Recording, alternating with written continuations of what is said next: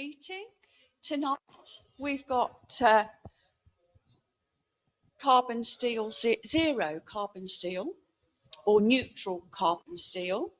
The talk's going to be given by Andy Eastwood of Cars Tool Steel, and hopefully you'll find it of interest. So I'm going to hand over now. Not sure that was working, but we'll give it a go. Hello.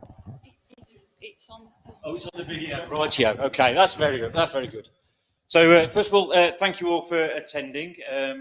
Tonight, I'm going to try and give a little bit of an understanding of my understanding of zero carbon steels, and trying to explain the different pathways and the different routes to zero carbon steels, and try and explain some of the different terminology behind it. But first of all, I'm going to give a brief introduction to where we are in terms of steel production. So next slide, please. So basically, the steel demand, steel is everything, and demand for steel has tripled since 1970s. It's such a ubiquitous material that we cannot cope without steel, and it's a very energy dense material to manufacture. It is something that we are going to have to do something about in terms of reducing the carbon footprint. So as I say, demand for steel has tripled. It's actually quadrupled since the 1960s. Currently, or in 2023, demand exceeded 1.9 billion tonnes. The demand is basically driven by increased prosperity from developing economies, and also just in terms of more products using more steel. So it's used in all sectors of society, and automatically think of automotive industry, which is a very big user of steel products, but actually the building and infrastructure is the largest sector that uses any form of steel.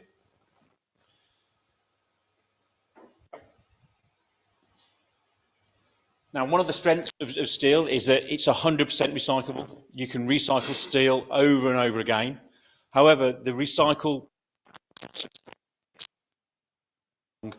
if you imagine a steel frame building going up today, it's still going to be using the same steel in 100, 200 years' time. So steel is one of these products that can be recycled, but it's a very, very slow material to recycle.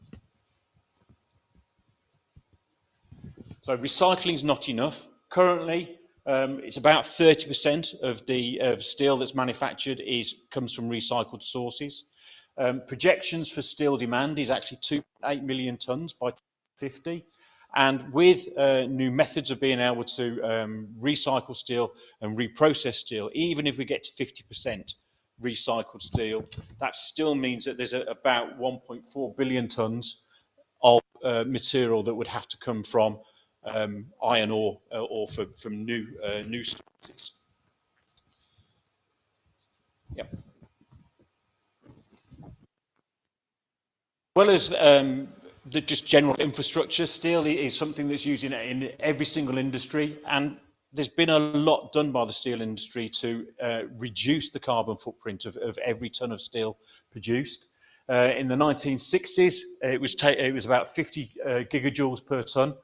And that's reduced to 20 gigajoules per tonne in terms of efficiency, in terms of melting and everything else.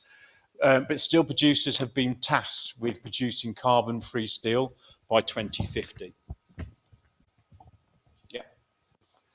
What is green steel? I'm going to use probably three terms. There's fossil-free steel, green steel, and carbon-neutral steel. So essentially, there's two routes to producing carbon-neutral steel. And this comes into the two different routes of manufacturing steel. Remelting scrap material, and then there's melting material from iron ore. So there's basically rerouting, and that's making use of smart carbon reduction, so carbon capture, getting hold of the gases. They call it top gassing. So during the melting process, they capture the carbons in the steel, and then they carbon capture it. There's also the process of using green energy, so using nuclear fuel or solar or wind power to do the melting. There's also the upgrading, and that is basically removing the carbon footprint out of the steel. There are many companies currently who are promoting green steel. I don't know whether many of you have come across something called CBAM, which is the European Union effort to try and put tariffs on Chinese material coming in, basically saying there has to be a carbon equivalency in terms of the price they charge. But most of this green steel has come about because of reduction in the carbon, the fossil fuels, but more in terms of offsetting. So most green steel that's produced currently or is sold currently is basically using the offsetting process. So I'm not trying to teach anybody how to suck eggs, because I'm sure you all know a lot about steel, but essentially there are three processes in the steel manufacturing route. There's the primary steel making. This is basically melting iron ore. What they do is they dig out the iron ore, they break it all up, they melt the iron ore, and then they also then is the remelting of scrap. Most crucible methods of melting iron ore does need scrap, generally to lower the melting temperature. Then there's secondary steel making, which is basically taking the metal, the molten product, and making it into something that can be used. So deciding on which grade of material is going to be manufactured. And then there's the tertiary steel making, which is essentially the casting, the forging, the rolling, all sorts of different other methods. Okay. So all three stages are, as I said, energy intense, but the latter two stages, that of deciding what you're going to manufacture and also how you're going to manufacture it, they can basically just be made greener by reducing the fossil fuels that go into the manufacturing process. If it were possible and we had completely fossil-free fuel, that part of the process would all be dealt with. So we're then looking at the primary steel melting, and there's basically two routes for primary steel melting. The basic oxygen steel making, which again is essentially taking iron ore and making steel from the iron ore. That's still about 70% of the production of all steel manufactured. And then there's the electric arc furnace. Again, probably most of you know that they're just going through the process of shutting down the Welsh Port Talbot and changing it into an electric arc furnace. That's essentially so they can make all the steel using scrap. Okay.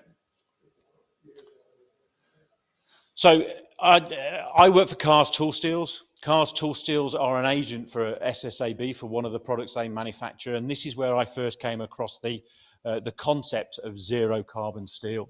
Now, what SSAB have done is they've separated out the two different routes. So there is the zero carbon steel, and that is basically using the electric arc furnace to manufacture steel from scrap sources.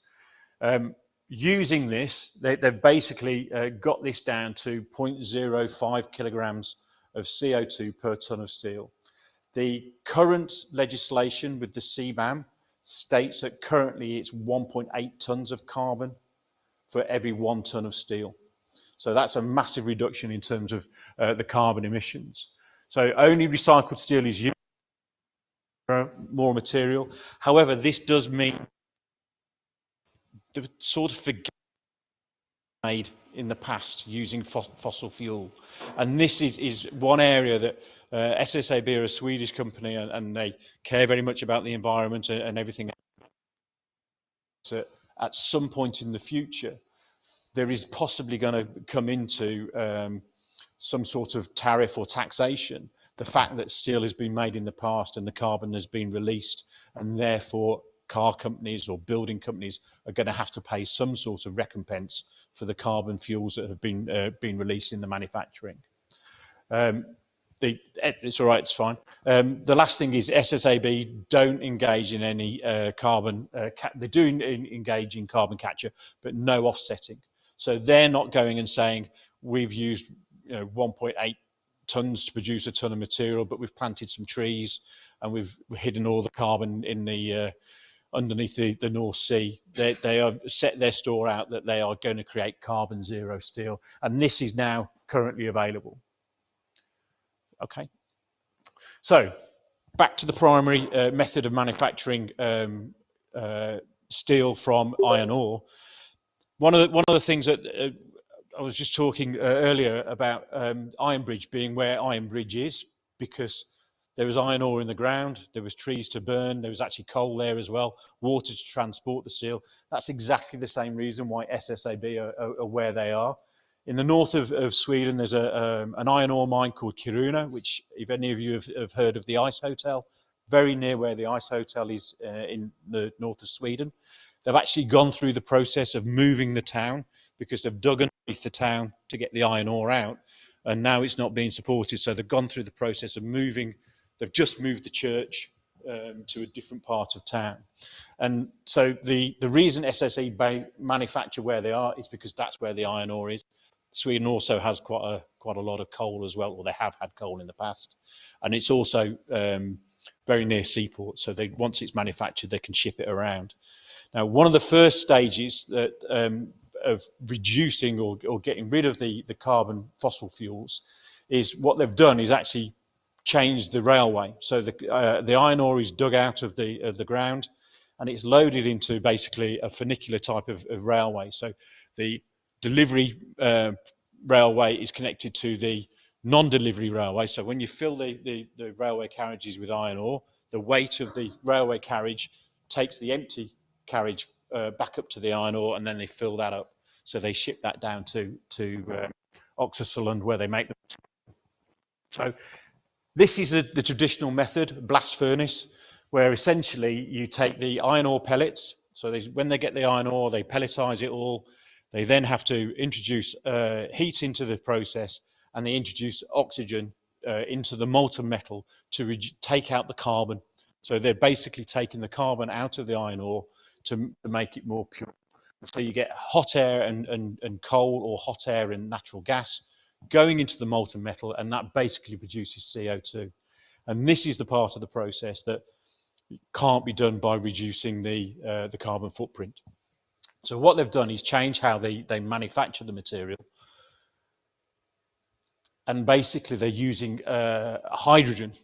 So they're using hydrogen to produce the energy to crush the iron ore, but they're now basically melting the iron ore, and they're bubbling hydrogen gas to cleanse the carbon out of it. So rather than making the term you might know is pig iron, that's what used to be manufactured out of the iron ore, and then they change it by adding or reducing the carbon content and adding alloying elements. They're now calling it sponge iron. So there's actually zero carbon in the sponge iron, whereas in the pig iron there was some carbon.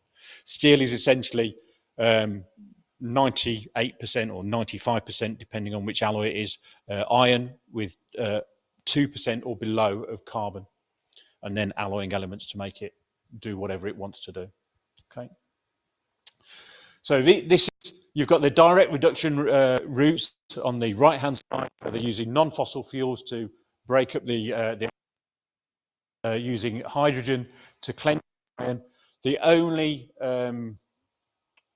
residue is basically more hydrogen and water. They've also got hydrogen storage facilities, so that they're storing the hydrogen so they can produce the energy using the hydrogen. And it basically ends sponge iron going through the steel making process. SSAB are a continuous casting mill, so they melt 500 tons at any one time in the blast furnace, and that then goes into the steel production route to make the material. Products that you might know that they produce are Hardox, Weldox, Armox, Toolox. The Hardox is often used in the mining industry. You see delivery lorries with Hardox in my body on the side. Armox. They're selling quite a lot at the moment to Ukraine to stop the bullets. Next. So fossil-free steel is how they're terming this material. So this is manufactured from iron ore, not scrap material, and this involves no fossil fuels whatsoever. It's no CO2 emissions, and the only byproduct is water. Now, they first started looking at this, and they produced tiny little ingots back in 2021, and their aim is to get to full-scale production by 2026. Picture of the first fossil-free steel coming off the mill. Producing this, and they can produce this in basically industrial quantities. So you remember the zero carbon steel, they've now got SSAB, fossil-free steel. They've termed this new process the hybrid technology. It's the Swedish translation. And as I say, they're trying to produce this in a commercial scale by 2026. Okay. This is the first free. The main use for the Hardox product they do is this sort of mining. This is actually a self-driving dumper truck that's been produced with the Hardox product.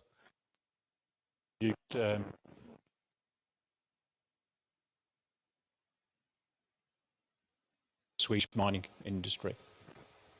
Okay. And again, they SSAB, when they melt and then roll the product, the slab comes off. It's about 250 mil thick by 500 mil wide. They've then got two routes of production. One is what they call heavy plate, which is essentially 10 mil up to 130 mil. That's all done on site, but they have another site where they send the slab to, and that's basically for the car body industry. And this a piece of material that's been used for a cross member in, again, it's a Volvo car. And this is going to be very, very important going forward. The car industry, they're basically being tasked with how much carbon has been used in producing each car. So they are going to have to start producing the figures that say, to produce this car, we use 3 tons of carbon, CO2 was emitted. So if they can get to this point of using carbon-free steel, then obviously their figures are going to be much lower. At the moment, producing this fossil-free steel is about 30% more than producing the steel in the normal way. But that doesn't take any consideration into the energy consumption in terms of the carbon release. So once you start having to pay tariffs for carbon release, then very quickly it becomes potentially a cheaper source of steel than the current. I think that might be the last slide. It is the last slide. So I've sort of rushed through a bit, I think, but I'm quite happy to try and answer any questions. Yep. What's the difference between a blast furnace and Well, the blast furnace itself, there is no difference. It is a blast furnace, and so the melting process is exactly the same. So there's the crucible side of it, which is what they pour the molten material, produce scrap into that melt. It is out of iron ore, but by using the hydrogen rather than the oxygen, you're not getting CO2 coming out. Yes, you could produce it with using oxygen, but then you're still producing the CO2, which is the point they were saying about the top gassing. So basically, then they have to top gas that and then store the carbon.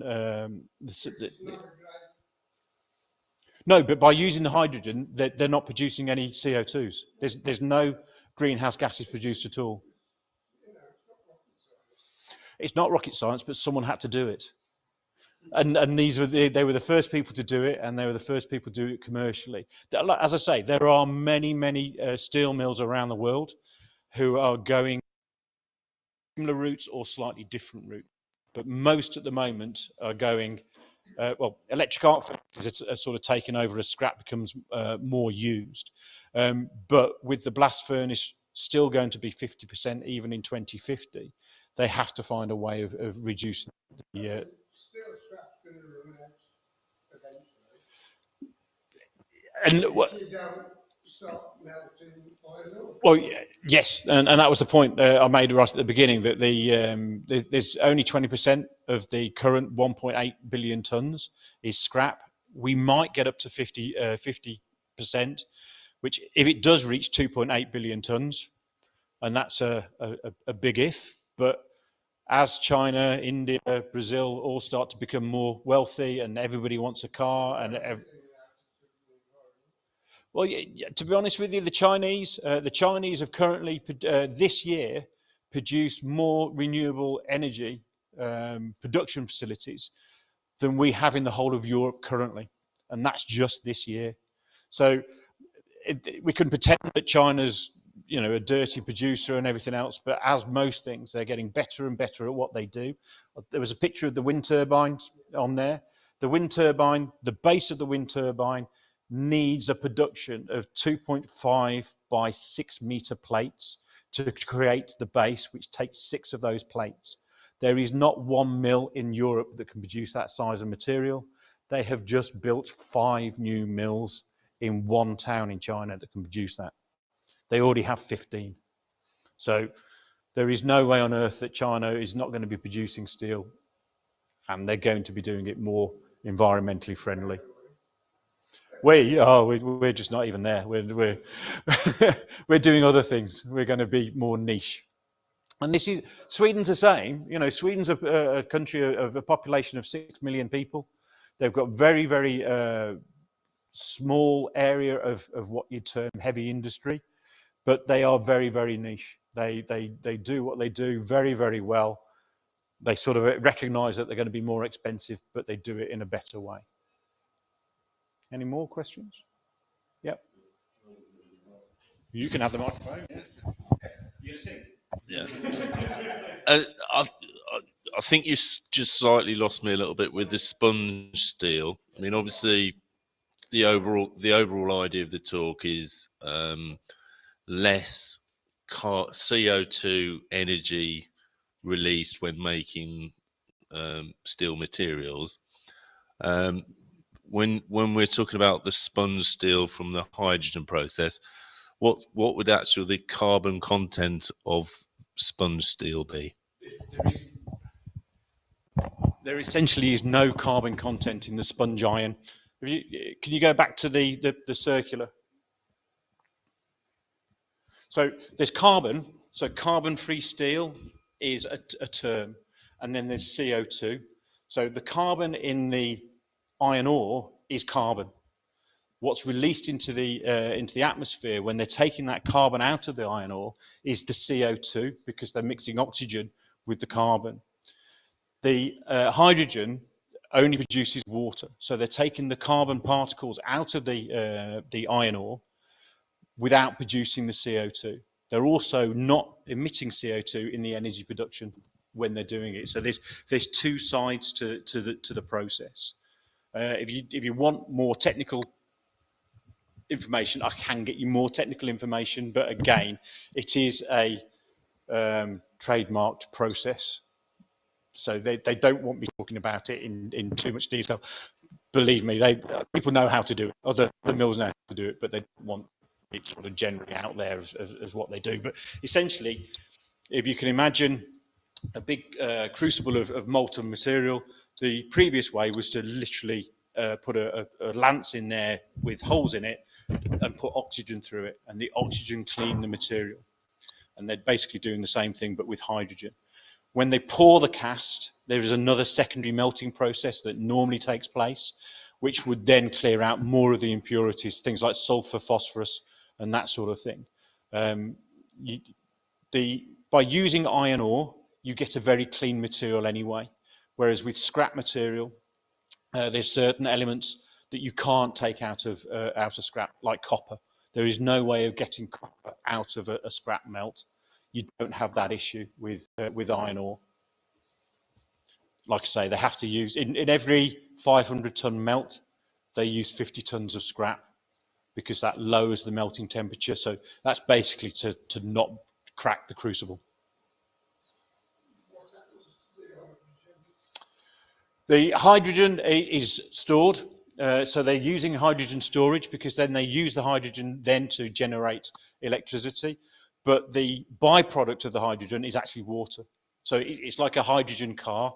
The only byproduct of burning the hydrogen for a hydrogen car is water.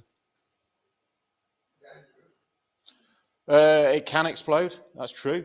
It can explode, but we have to. So can petrol. So can all sorts, and you just have to create the health and safety environment that can cope with that. I mean, I've spoken to Outokumpu up in Sheffield.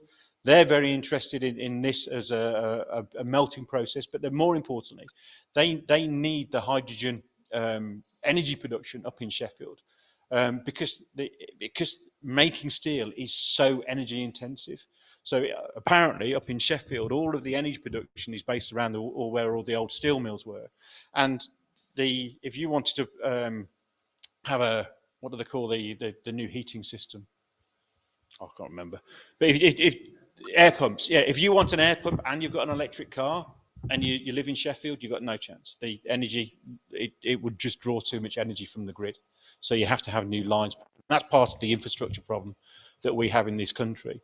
Sweden, Norway, Finland, they don't have the same issue in terms of the infrastructure because they're so cold that they've been used to having every car has a heater inside it that's just plugged into the house. So they've already got the energy outside of the house to charge the cars, which is one of the reasons why Finland has just gone over the 50% electric cars. Anybody else want the mic? No. Okay. Oh. What you say you're blowing the hydrogen because when the carbon comes out of the steel, and you say water, but the carbon must be somewhere. So you used to get CO2 because you got carbon and oxygen, and you get H2O. Yeah, but you get a carbon equivalent, but it's not CO2 and it's not a greenhouse gas, and it's the greenhouse gas that causes the issue. But I mean, is the carbon converted into something else? I mean, the carbon's got to be built out somehow. Well, the carbon is not CO2, it's carbon, and because they're cleaning the iron completely of the carbon, they need to add the carbon back in at a later stage. So it becomes part of the melt, but you can't add that carbon in without treating it. So it becomes almost like tungsten.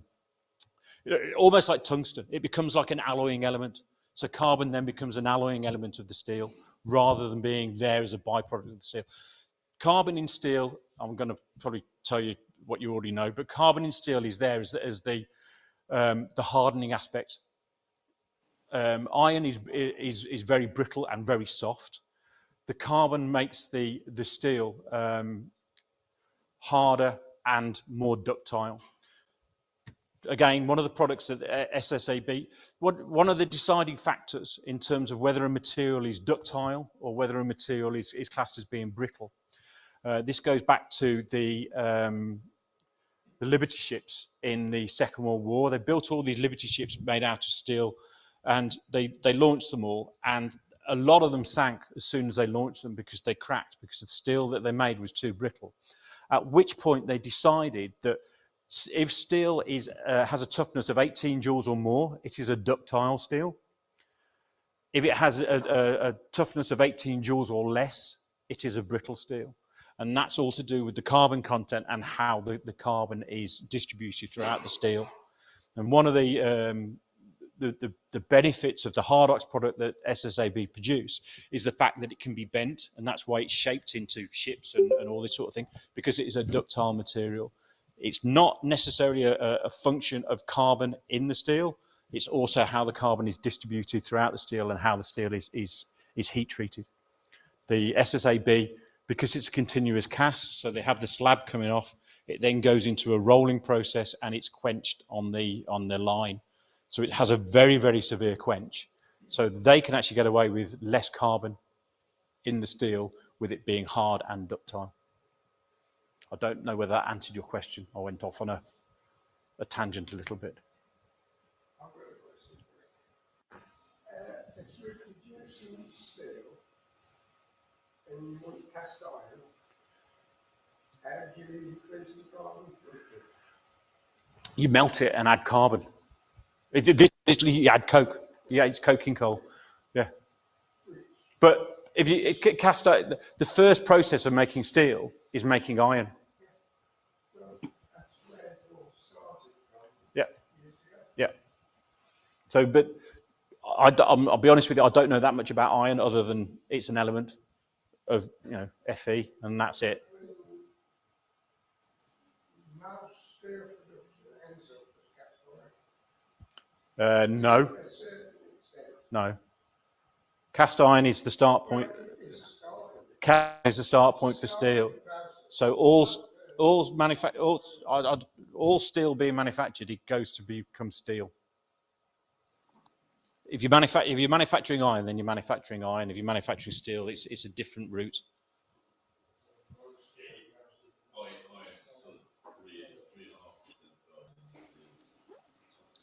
There's so little carbon in steel. Yeah, but you have to get the carbon out of the iron ore to be able to make steel. Yeah. Okay? Yep. I did. Yep. Electric arc furnace, yep. And I saw on YouTube an interview with an Italian company who make the arc furnace. Yep. It's going to be 300 tons. Yep. That's a lot of scrap. Well, An awful lot of energy. it's a massive amount of energy. The biggest electric arc furnace I've seen is 100 tons, and it's quite spectacular when you see the cables are probably about 1 meter in diameter, and when you start a 100-ton electric arc furnace, these cables start jumping around on the floor with the energy flow going through them. So 300 tons is actually a relatively small melt in terms of steel. In terms of an electric arc furnace, it's actually quite a large melt. But when they produce it, well, it's a carbon steel. Again, that goes back to the zero carbon steel. If they are producing all of the steel using green energy, then they can call it green steel. But there is this debate, if you like, in terms of you can go to an energy producer who produces 50% of their energy from nuclear power or solar or whatever, and you say to that energy provider, I want to buy all of the green energy, and you write that down on your piece of paper and say, I'm using only 100% green energy. They don't know how it's produced, and they can't send the green energy down one line and the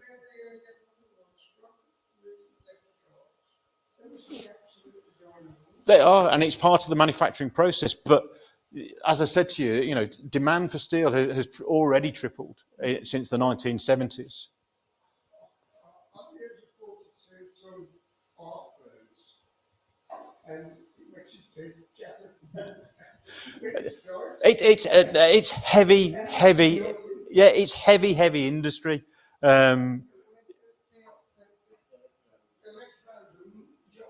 Yeah, and like I say, SSAB, they produce 500-ton melts in their blast furnace, but they produce that 3 times a day, 365 days a year. One of the benefits of moving to electric arc furnace is you can stop production. With a blast furnace, the only time you can stop production is if you stop production, it breaks and you have to rebuild it ultimately. So one of the benefits of moving to electric arc furnace is when demand drops, you can actually just turn it off.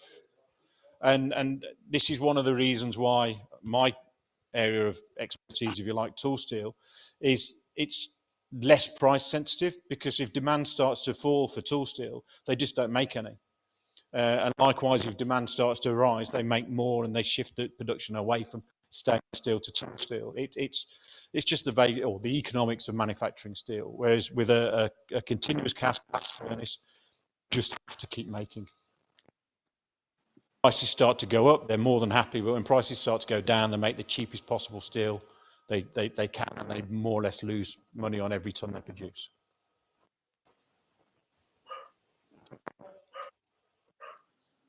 Questions?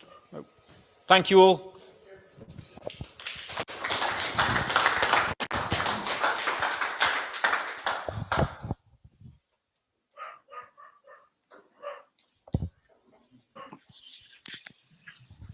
Thanks, Andrew.